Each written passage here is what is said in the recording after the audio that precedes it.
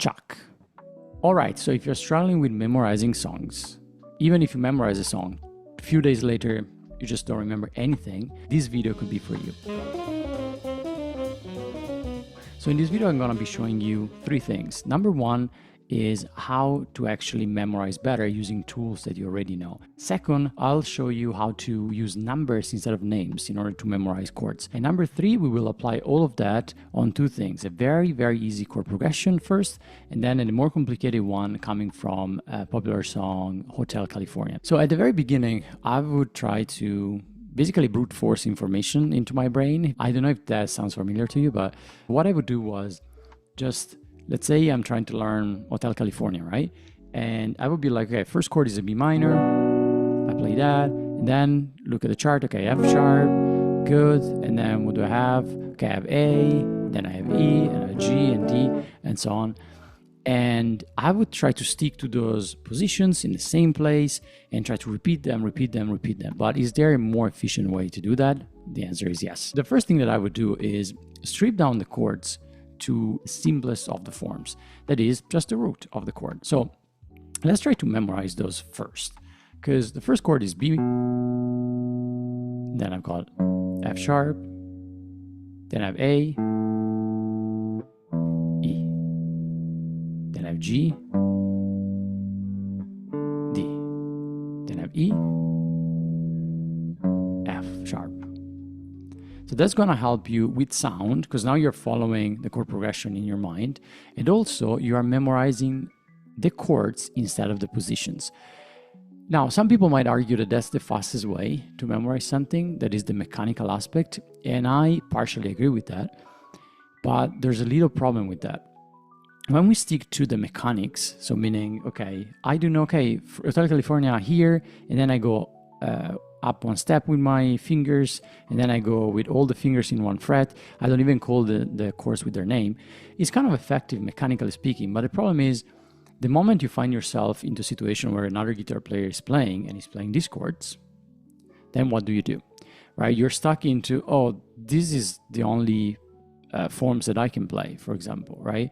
And if they're asking you, can you play maybe the chords I hear somewhere so we don't play exactly the same forms, you're done. With this exercise, not only you start thinking more about the notes that you're playing, but also you can have a little bit more freedom, right? So instead of, for example, starting from this B, you can figure out, what if I start from here?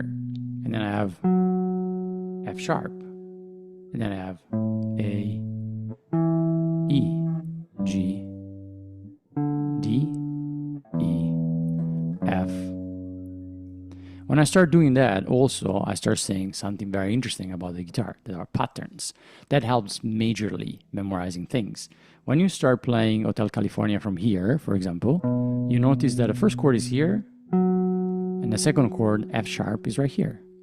The roots. A is here, D, G, D, E, F sharp. Notice anything? All my roots of my chords, they move like power chords down the fretboard. When I start seeing that, I'm like, all right, now I have a new place where I can play these chords actually, because I can start from B minor, next root is here, F sharp, A, E, G, D, E, F sharp. There you go. See, just using a simple tool that is root playing, you start seeing the pattern behind the song. That helps majorly, because now not only you have one position where you can play, now you have 2 positions. All right, so step number 1 is use of roots instead of full chords. Awesome. Now, the step number 2 that was mentioning before is a little bit long term, but I think it's going to help you massively. And the easiest form you can practice things on is, in my mind, the blues. Why the blues? Because in the blues I have, well, 3 chords in the most simplest form of the blues. I have the first chord, the 4th of the key, and the 5th of the key. Again, if you're not familiar with this form, I've got tons of free material on the blues on my Skool. But let's say I'm playing a blues in G, for example. That would be my 1. My 4 is C, and my 5 is D.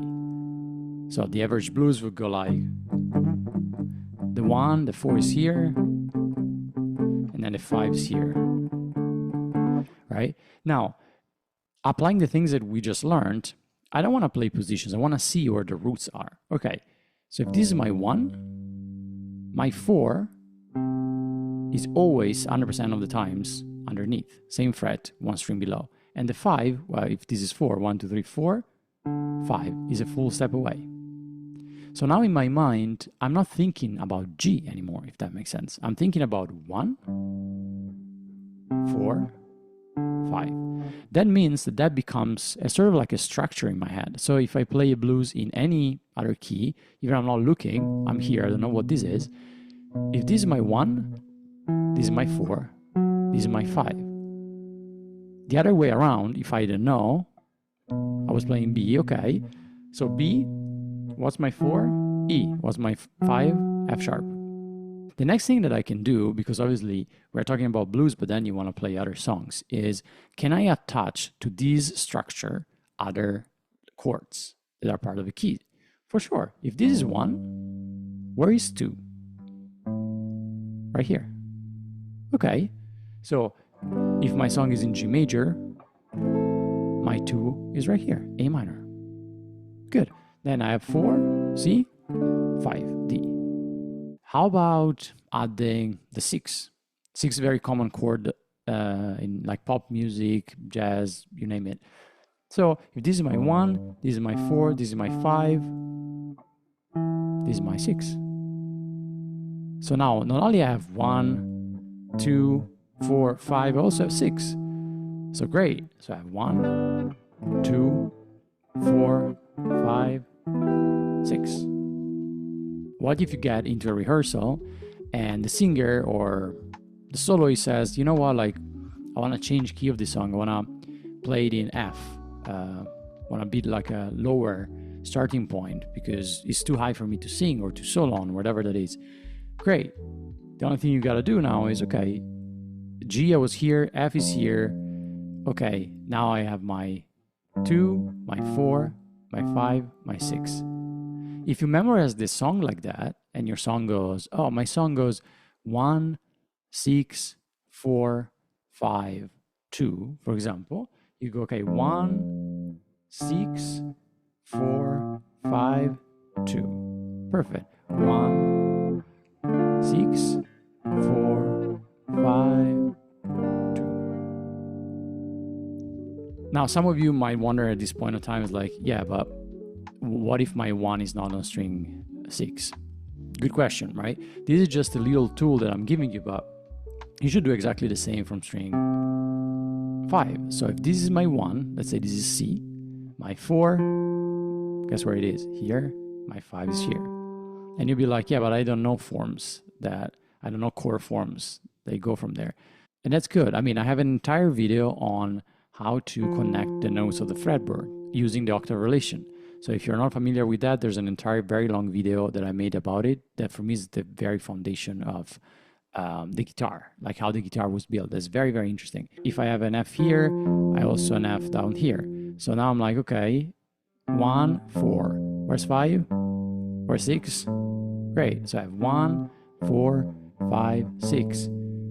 Where's 2? 2. Great. So I have 1, 4, 5, 6, 2.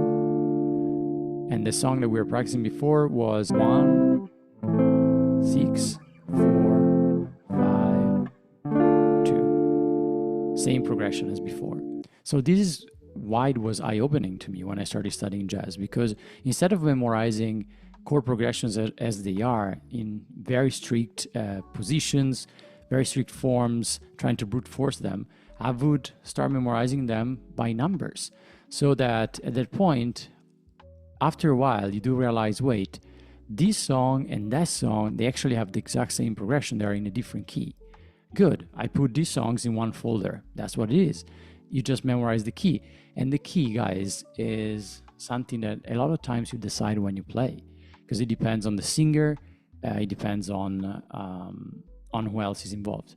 Now, of course, there are exceptions, right? If you're playing something like very famous song like Bohemian Rhapsody or something, it might be a bit more challenging because all the intricate parts, the solo parts, and all of that But with other songs, most songs, you can actually transpose quite easily and make the singer more comfortable, the soloist more comfortable. Guitar player, they don't really think about us that way. So we just need to change key. Same for piano players. All right, so that application was on a very simple form, that is the blues. But what if we try to do the exact same thing with something more complicated like Hotel California?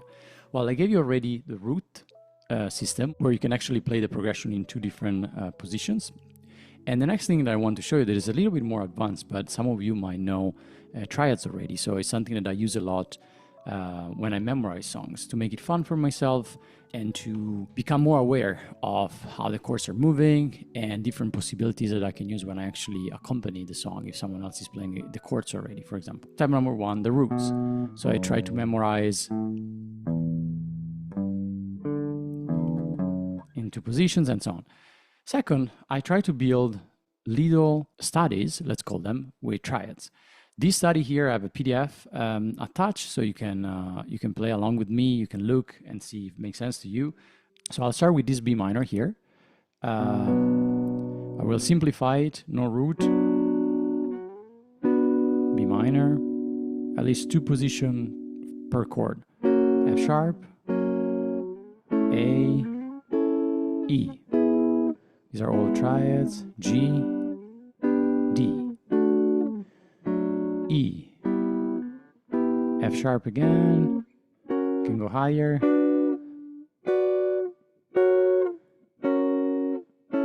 A, E, G, D, E,